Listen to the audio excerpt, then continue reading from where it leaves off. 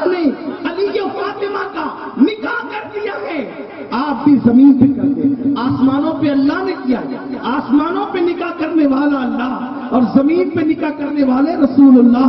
تو میرے آقا نے پوچھا اے جبریل، اللہ نے نکاح فرمایا، خطبہ کس نے پڑھا؟ کہا حضور خطبے کے لیے آدم علیہ السلام تشریف لائے، خطبے کے لیے آدم آئے تھے۔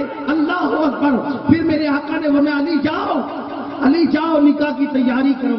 میں وہ کہنے چلا تھا نکاح کیسا تھا، اتنے مالدار باپ کی بیٹی کا نکاح۔ حضور کہتے ہیں علی جاؤ نکاح کی تیاری کرو۔ حضور میرے پاس کچھ نہیں، میرے پاس کچھ۔ فرمایا تیری زرہ ہے نا، وہ ایک زرہ اس کو بیچ دو، نکاح کی تیاری کرو، کپڑے خریدو، خوشبو خریدو اور کچھ خرمے خریدو اور پھر آ جاؤ۔ ہائے ہائے قربان، مولا علی اپنی زرہ بیچنے گئے۔ بتایا جا رہا ہے شادی کا خرچہ دولہے والوں پر ہے، دلہن والوں پر نہیں۔ سبحان اللہ۔ حضور نے کہا زرہ بیچو۔ حضور کے یہاں سے یتیموں کو، غریبوں کو، سب کو دیا جاتا تھا۔ اور اس وقت حضور علیہ السلام اٹھا کے نہیں دے سکتے تھے، لو اتنے پیسے لے جاؤ اور شادی کی تیاری کرو۔ تو ہر بندہ کہتا کہ دیکھو اب حضور نے اپنے داماد کو دیا نا، تو میرا سسر کیوں نہیں دے گا؟ لیکن اس دن گویا حضور قانون دے رہے ہیں جاؤ زرہ بیچو، نہیں ہے نا پیسے زرہ بیچو۔ لیکن انتظام کیسے ہو رہا ہے؟ مولا علی چلے، زرہ کون خریدے گا؟ حضرت عثمان غنی کے دروازے پہ، ان کے دروازے پہ دستک دی، اندر سے حضرت عثمان غنی ہے، بھائی علی کیا بات ہے؟ بھائی میرے نکاح کے لیے حضور راضی ہو گئے اور اب ان کی بیٹی کے ساتھ رشتہ طے ہوا ہے، میرے نکاح ہے تو تیاری کرنی تھی، تو میں نے سوچا زرہ بیچ دی، تو یہ زرہ تم خرید دو۔ تو پوچھا کتنے میں بیچو گے؟ کہ تم قیمت لگاؤ۔ غنی آپ بولے کتنے میں بیچنا چاہتے ہو؟ مولا علی نے کہا 400 درہم دے دیں، اس میں کام ہو جائے گا۔ 400 درہم دے دیں، اس میں کام ہو جائے گا۔ حضرت عثمان غنی نے جس عثمان غنی کو رافضی گالیاں دیتے ہیں کہ وہ علی کا دشمن تھا، پہلی بات تو علی پاک پورے مدینے میں کہیں بھی جا سکتے تھے، گئے عثمان غنی کے گھر اور بتایا کہ عثمان میرا دشمن نہیں ہے۔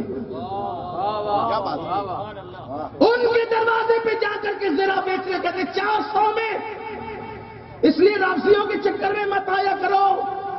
ہر بات رو کر کی جانے والی قابل قبول نہیں ہوتی۔ غدار ہے اہل بیت کے، روافض اہل بیت کے غدار ہیں۔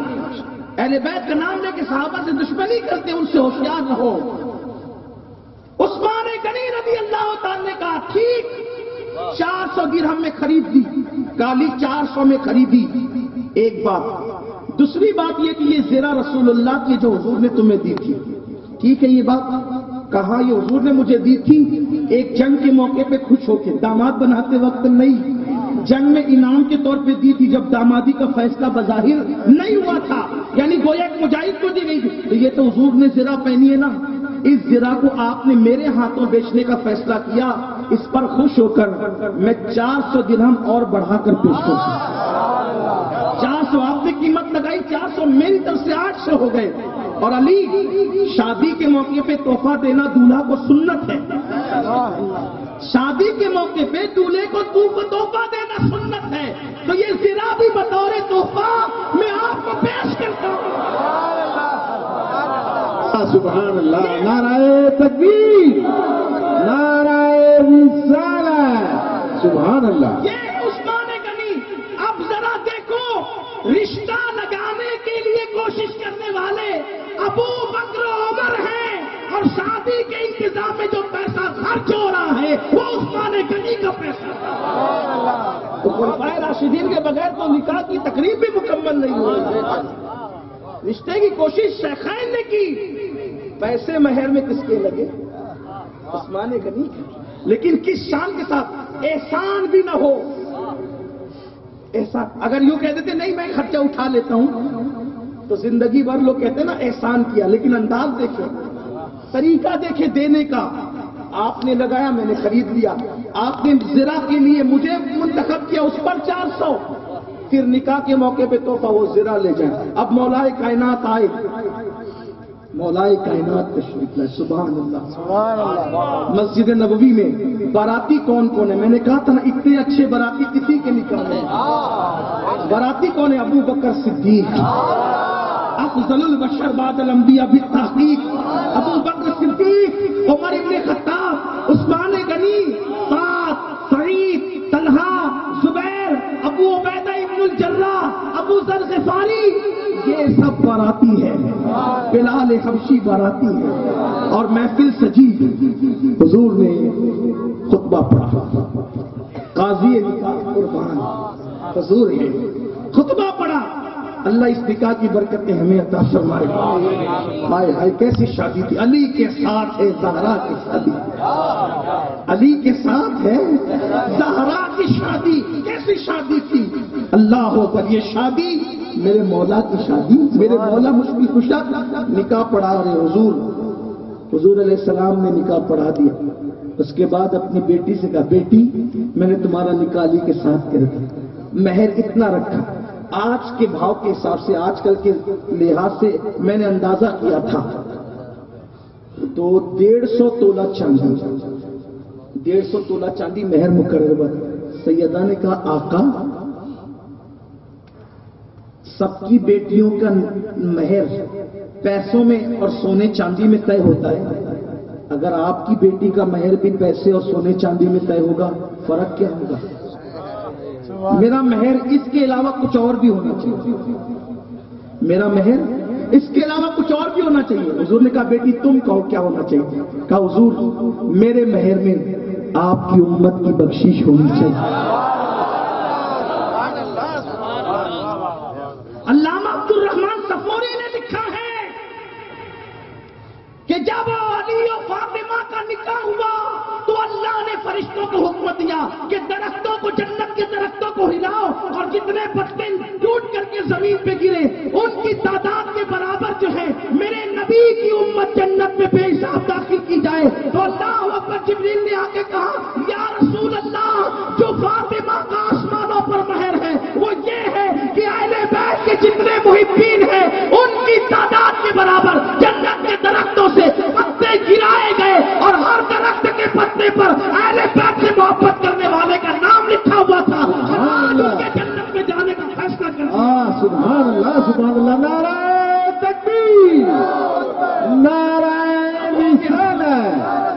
अब बात समेटते हैं, अब बात समेटते हैं। पूरी बात नहीं होगी लेकिन अधूरी बात खत्म हो जाएगी। मैंने जो उन्वान लेके चला था उसी में मुख्तसर में, यानी आधी बात पे खत्म। ये किस्सा लतीफ अभी ना तमाम है, जो कुछ बयां हुआ आगाज बात था, इसलिए कि मेरे आकाओं का जिक्र छिड़ गया तो फिर उन्वान अपनी जगह रह गया, लेकिन वो रह जाए वहीं रह जाए। लेकिन हम अपनी गुफ्तगू को इख्तिताम पर पहुंचाते हैं।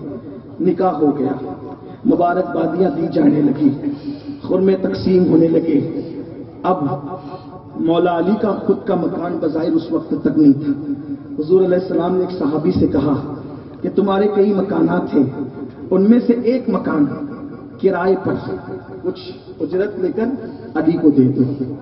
उस वक्त नबी की शहजादी सैयदा फातिमतुज़ ज़हरा के लिए और मौला अली के लिए एक साहब के मकान का इंतजाम, बज़ाहिर कह रहा हूं, बाकी सब तो नबी का है और किसका क्या है, लेकिन हुजूर बता रहे हैं कि इंतजाम हो गया घर का। अब घर में बर्तन नहीं थे, घर में बर्तन नहीं थे, घर में बिस्तर नहीं था, जरूरत की चीजें नहीं थी, तो मुगालता हुआ कर। हुजूर ने बिस्तर भी दिया, हुजूर ने चक्की भी दी, हुजूर ने बर्तन भी दिए, लेकिन एक बात सिर्फ समझने की इतनी है, अगर आपको अच्छा लगे तो कबूल करना, नहीं लगे तो यही छोड़ देना, इख्तिलाफ नहीं करना, एक दूसरे फतवा नहीं लगाना, इसलिए कि फतवे की बात नहीं है। ये एक छोटी सी कोशिश है, हकीर सी कोशिश है मेरी अपनी, कि हम अपनी कौम को थोड़ा सा बताएं कि हकायक क्या है। देखिए, किसी भी बात को किताब से देखने का सबका अपना अपना अंदाज होता है। अगर हदीस पाक में आ जाता तो मुझे मानने में कोई हर्ज न था, लेकिन जब हदीस में नहीं आया तो अब मैं उसको ये अंदाज से देख रहा हूं, आप भी देखिए, समझ में आए तो बात कबूल करना वरना छोड़ना। चूंकि मौला अली हुजूर के सिर्फ दामाद ही नहीं थे, बल्कि वो हुजूर के भाई भी थे। एक सिर्फ भाई नहीं थे, बल्कि उनकी परवरिश हुजूर ने की थी। तो अगर बिल फर्ज बफर्ज मुहाल अगर सैयदा फातिमा के अलावा किसी और से भी मौला अली का निकाह होता تو بستر کا انتظام کس نے کرنا تھا؟ چکی کا انتظام کس نے کرنا تھا؟ برتن کا انتظام کس نے کرنا تھا؟ کیونکہ پرورش حضور کر رہے تھے، تو شادی کے بعد کے لوازمات کا انتظام کس نے کرنا تھا؟ حضور نے کرنا تھا۔ تو حضور علیہ السلام نے وہ سامان سیدہ فاطمہ کو نہیں دیا جو ہم نے جیسے کھاتے میں لکھ دیا، وہ سامان حضور نے مولا علی کو دیا۔ وہ سامان حضور نے مولا علی کو دیا، اور بحیثیت داماد نہیں دیا، بحیثیت داماد نہیں دیا، بلکہ حضور ان کی پرورش کرتے تھے، ضرورت کا خیال کرتے تھے، ان کی وہ بطور بھائی دیا۔ اگر آپ کہیں گے نہیں فاطمہ الزہرا کو دیا، تو اب حدیث کی طرف آ جائیں۔ سے توجہ کرتا ہوں، سبق سنانے کے طور پہ عرض کر رہا ہوں، ابھی ان کتابوں کو آپ نظر میں نہ لائیں جس میں لکھا ہے، اب آپ حدیث کی طرف۔ ایک عورت ام المومنین حضرت عائشہ صدیقہ کی بارگاہ میں آئی، اور آنے کے بعد ام المومنین نے ایک کھجور اس عورت کو دیا۔ آپ بھی توجہ، ایک عورت کے ہاتھ میں کھجور دی، ایک کھجور، اس کے ساتھ 2 بچیاں تھیں، اس نے دونوں بچیوں کو برابر برابر کھجور کر کے تقسیم کر دیا، خود نہیں کھایا، وہ چلی گئی۔ پھر میرے آقا تشریف لائے۔ اس واقعے سے ام المومنین اتنی متاثر ہوئی کہ ام المومنین نے حضور سے عرض کیا، یا رسول اللہ، ایک عورت آئی تھی، اس کے ساتھ 2 بچیاں تھیں، میں نے اس کو ایک کھجور دیا، اس نے وہ خود نہیں کھایا، برابر برابر دونوں کو تقسیم کر کے دے دیا۔ تو میرے آقا نے کیا فرمایا، عائشہ اگر وہ ایک کھجور کے برابر ٹکڑے نہیں کرتی بلکہ کم زیادہ کرتی، توجہ کریں، برابر برابر نہیں کرتی، کم زیادہ کرتی، تو قیامت کے دن اس تقسیم کے بارے میں اللہ اس سے پوچھتا کہ اس نے ناانصافی کیوں کی، دونوں کو برابر برابر کھجور کیوں نہیں دیا، آدھی کسی کو کم دیا، کسی کو زیادہ دیا، جبکہ دونوں بچیوں کے ساتھ انصاف کرنا اس کے لیے فرض تھا۔ آپ مجھے بتائیں، اما عائشہ صدیقہ نے اس کو بطور بھیک کھجور دی ہے، اس میں بھی حضور فرماتے انصاف کرنا اس پر واجب ہے، اس لیے کہ دونوں اس کی بیٹیاں ہیں۔ اگر کھجور برابر نہ توڑتی، کم زیادہ توڑتی، تو اللہ کی بارگاہ میں اس کو جواب دینا پڑتا۔ اب آپ مجھے بتائیں، دوسرے کی دی ہوئی کھجور میں آقا فرماتے ہیں اولاد کے ساتھ اتنا انصاف کرنا واجب ہے۔ اب آپ مجھے بتائیں، اگر آپ یہ کہتے ہیں کہ رسول اللہ نے سیدہ فاطمہ کو جہیز دیا، تو آپ یہ کیوں نہیں کہتے کہ حضور نے سیدہ زینب کو بھی جہیز دیا، حضور نے ام کلثوم کو بھی جہیز دیا، حضور نے رقیہ کو بھی جہیز دیا؟ اس کی فہرست کہاں ہے؟ جب اس کی فہرست نہیں ہے تو صرف سیدہ فاطمہ تو حضور کی بیٹی نہیں تھی، یہ تینوں بھی حضور کی شہزادیاں تھی، تو حضور علیہ السلام نے صرف ایک ہی کو کیوں دیا، تینوں کو کیوں نہیں دیا؟ جب کھجور کی تقسیم میں انصاف فرض ہے، انصاف لازم ہے، حضور دوسرے کو کھجور کی تقسیم میں انصاف کی بات کر رہے ہیں۔ اگر آپ کے پاس کوئی تحقیق ہو تو مجھے بتا دیں کہ حضور نے ان کو بھی جہیز دیا، اور اگر ان کو نہیں دیا، صرف سیدہ فاطمہ کو دیا تھا، تو آپ اپنے نبی کے بارے میں کیا لوگوں کو کہنے کا موقع دینا چاہتے ہیں؟ تو آقا علیہ السلام نے سیدہ فاطمہ کو نہیں، مولا علی کو بحیثیت بھائی وہ سامان دیا تھا، اور سیدہ فاطمہ کو کیا دیا تھا؟ اب سنو، نبی کی لاڈلی اور آخری بیٹی کی رخصتی ہے، حضور کے گھر سے بیٹی نکل کر جا رہی ہے، ہماری بیٹیاں بھی جاتی ہے، حضور کی بیٹی بھی گھر، بابا کا گھر چھوڑ کر جا رہی ہے۔ میرے آقا علیہ السلام نے اپنی بیٹی کے سر پر ایک پرانی چادر جس میں کئی پیون لگے ہوئے تھے، بیٹی کے سر پہ چادر ڈالی اور چادر ڈال کر روتے ہوئے فرمایا، فاطمہ اگر آج تمہاری امی خدیجہ حیات ہوتی تو تمہارے لیے بہت سارے ساز و سامان کا وہ انتظام تحفے تحائف کا کر سکتی تھی، لیکن میری بیٹی آج تیرے بابا کو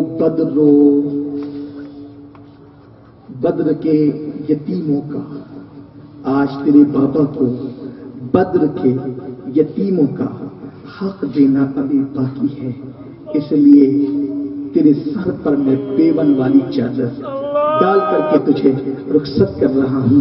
تاریخ میں آتا ہے کہ کم و بیش اس دن سیدہ فاطمہ کی چادر میں 17 پیون لگے ہوئے تھے، اور نبی کی بیٹی پرانی چادر 17 پیوند والی چادر اوڑھ کر اپنے بابا کے ساتھ اپنے شوہر کے گھر جا رہی تھی۔ جس شادی کے بعد اماموں کی پیدائش ہوئی تھی، جس شادی کے بعد ولیوں کی پیدائش ہوئی تھی، جس شادی کے بعد اقطاب کی پیدائش ہونی تھی، جس شادی کے بعد بڑی بڑی ہستیوں کی پیدائش ہونی تھی، اس شادی میں نبی نے اپنی بیٹی کو اس شان سے رخصت کیا کہ بیوندوں والی چادر اپنی بیٹی کے سر پہ ڈال کر کندھوں کو پکڑا اور فرمایا بیٹی دنیا کے تاجداروں کے لیے دنیا کی نعمت ہے اور محمد اور آل محمد کے لیے آخرت کی نعمت ہے۔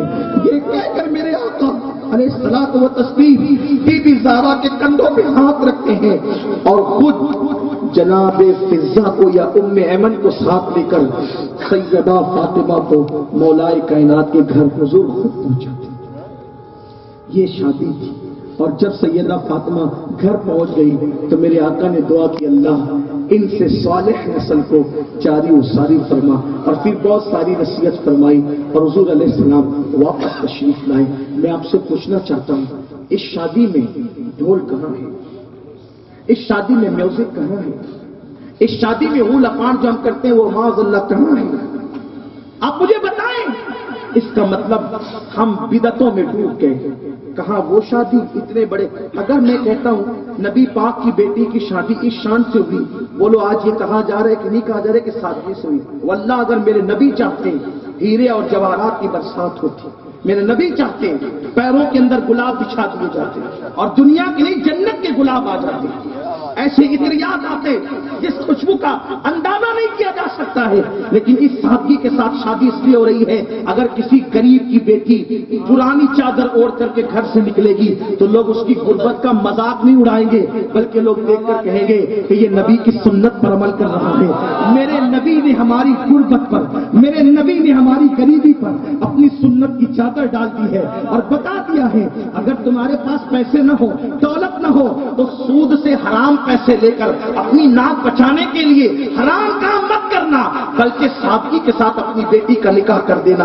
تو یاد رکھو جو غریبوں کی بیٹیاں یا کوئی بیٹی اوروں کے ساتھ بھاگ رہی ہے تو ہم نے شادیوں کو مشکل کر دیا۔ اور یاد رکھنا عمرہ کرنے والوں، حج پہ حج کرنے والوں، مسجد اور مدرسے بنانے والوں، 1-1 کروڑ کے مسجدوں کے مینار بنانے والوں، لمبی لمبی داڑیاں رکھنے والوں، اگر آج تم نے ان رسموں کو ختم نہیں کیا شادیوں سے، صرف اپنے غرور کے لیے، اپنی انا کے لیے، برادری میں اپنی ناک بچانے کے لیے اگر تم بدعات کو فروغ دیتے رہے، ہاں تمہاری شادیوں میں نچنیاں ناچتی رہی، تمہاری شادیوں میں ڈی جے بجتے رہے، تمہاری شادیوں میں حرام کام ہوتے رہے، جگہوں کی راتوں میں تمہارے گھر کے شادیوں میں شراب پی کر کے اگر لڑکے ناچتے رہے، تمہارے گھر کی شادیوں میں اگر تاش کے پتے کھیلے جاتے رہے، تمہارے گھر کی شادیوں میں اگر جوا کھیلا جاتا رہے، مجھے بتاؤ جوا کے آلات، جوا کی چیزیں اگر ہاتھ میں لے لیا جائے، ہاتھ میں، میرے آقا فرماتے ہیں جس نے جوے کے آلات ہاتھ میں لیے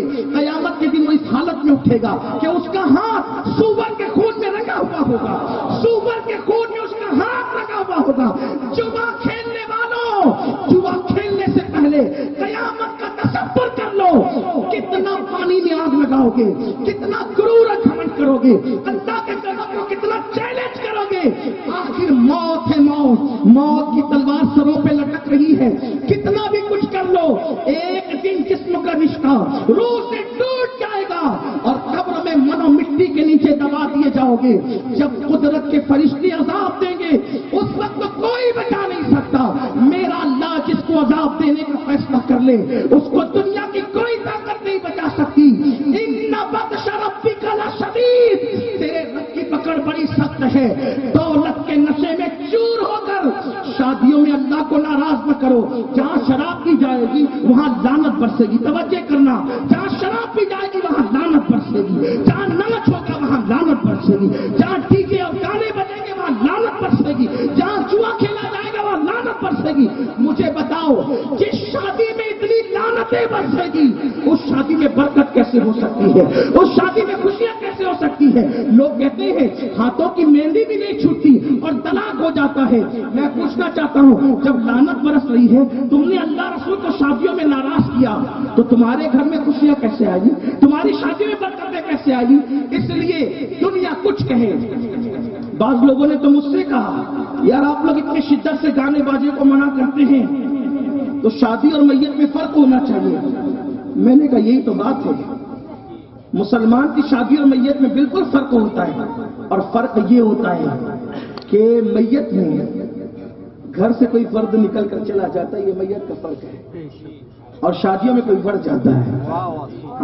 آپ کہیں گے دلہن جاتی وہ بھی تو کم ہو جاتی، میں کہا وہ کم نہیں ہوتی، ایک بیٹی جا رہی ہے نا، اس کے بعد کئی نواسے اور نواسیاں آئیں گے، یہ بڑھ رہے ہیں، شادی میں بڑھوتی ہے، کھانا آبادی ہے، یہ کہیں پہ پوتے اور پوتیاں بڑھیں گے، کہیں پہ نواسے اور نواسیاں بڑھیں گے، تو یہاں کمی نہیں ہے۔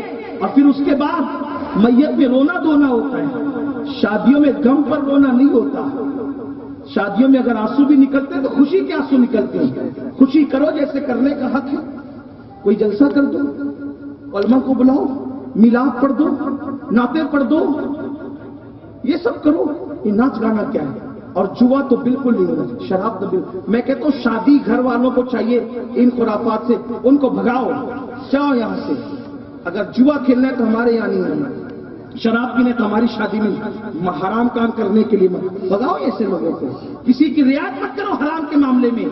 اور آپ سے کہتا ہوں جس شادی میں جوا کھیلا جائے آپ طے کر لیں کہ میں نے وہاں نہیں جانا، جس شادی میں شراب احتجاج کرو نہ جاؤ، اس لیے کہ مخلوق کی رضا کے لیے اللہ کی ناراضگی کو مول مت لو، ہمیں کسی مخلوق سے جنت نہیں لینا، جنت تو ہمیں اللہ سے لینا اور اس کی عطا سے اس کے محبوب سے لینا، اپنے جیسے انسان سے جنت نہیں لینا ہے، اس لیے حرام پہ پابندی لگنی چاہیے۔ اگر اپنے بیٹوں کا مستقبل، اپنی بیٹیوں کا مستقبل اچھا دیکھنا چاہتے ہو، نعتوں کی محفل رکھو، بیانات کی محفل رکھو، خوشی کے اظہار کے بہت سارے طریقے وہ کرو، حرام کام مت کرو۔ اور جوا تو اللہ اکبر وہ جوا ہے، ہار جاؤ تو کنگال ہو جاؤ اور جیت جاؤ تو میرے آقا فرماتے ہیں اس کا ایک پیسہ بھی اگر بچا ہوا ہے تو اللہ کی لعنت برستی رہے گی اس پر جس نے جوئے میں پیسہ جیتا تھا۔ جب تک بدن پہ کپڑا ہے، کپڑا اس کے بدن پہ، اللہ اس کی کوئی عبادت قبول نہیں کرے گا، اللہ اس کی کوئی عبادت قبول نہیں کرے گا۔ اگر اس کے وہ جوئے کے پیسے کی کوئی اینٹ مکان میں لگ گئی ہے تو اللہ تبارک و تعالیٰ جب تک وہ مکان قائم رہے گا اس پر لعنت برساتا رہے گا۔ اس لیے لوگوں اپنے آپ پر رحم کرو، اپنے اللہ کی بارگاہ میں سچی توبہ کرو، اپنے گناہوں سے معافی طلب کرو اور سنت کے سانچے میں ڈھل جاؤ اور شریعت کے مطابق نکاح کرو۔ تو عرض کر رہا تھا کہ نکاح سے پہلے اس طرح ڈرو، پاک دامن رہو، نکاح کے کرتے وقت اس طرح رہو، خرافات مت کرو جو میں نے کہہ دیا، اور نکاح کے بعد کر دو نا بات مکمل، آخری بات کر کے، نکاح کے بعد بیوی کے ساتھ اچھا سلوک۔ میرے آقا کی ایک حدیث ہے، آپ حاجی صاحب ہیں، آپ نمازی صاحب ہیں، آپ خطیب صاحب ہیں، آپ فلاں صاحب ہیں، فلاں صاحب ہیں، لیکن آپ کون ہیں سن لیں۔ میرے آقا فرماتے ہیں جو بیوی کے ساتھ اچھا سلوک کرتا ہے وہ شریف ہے، جو بیوی کے ساتھ اچھا سلوک کرتا ہے وہ